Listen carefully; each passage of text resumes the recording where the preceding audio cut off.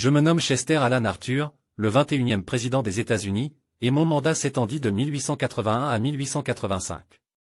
Pourtant, lorsque je fus propulsé à la tête de cette grande nation, peu de gens avaient confiance en moi. Ils me voyaient comme un homme de machine politique, un fidèle du système de patronage corrompu.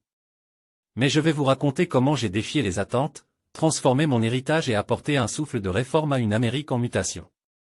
Né en 1829 dans le Vermont, je grandis dans une famille modeste. Mon père, un pasteur baptiste d'origine irlandaise, m'inculqua des valeurs de discipline et de persévérance. Je poursuivis des études de droit et devins avocat à New York, où je plaidais pour les droits civiques, contribuant à l'abolition de la ségrégation dans les transports publics de l'État. Mon ascension politique fut étroitement liée à la machine républicaine de New York, dirigée par Roscoe Conkling. En tant que collecteur des douanes au port de New York, j'exerçais l'un des postes les plus influents du pays. Mais ce rôle, entaché d'accusations de favoritisme, contribua à forger ma réputation d'homme du système. En 1880, j'étais un choix improbable comme colistier de James A. Garfield pour l'élection présidentielle. Pourtant, ensemble, nous triomphâmes. Lorsque Garfield fut tragiquement assassiné en 1881, je fus catapulté à la présidence. Les attentes étaient basses.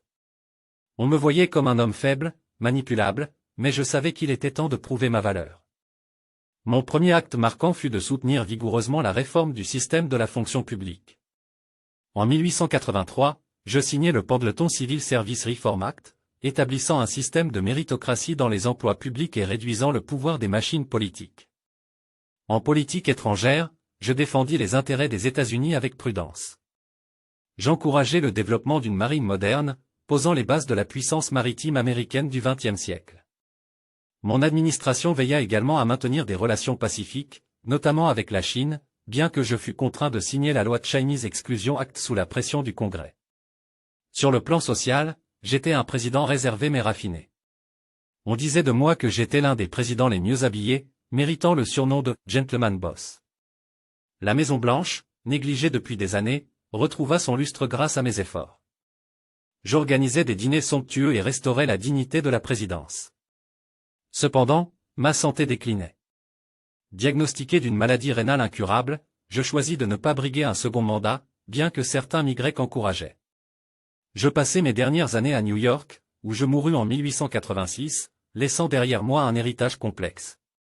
En rétrospective, je suis fier d'avoir prouvé que même un homme issu d'un système imparfait peut devenir un défenseur du changement.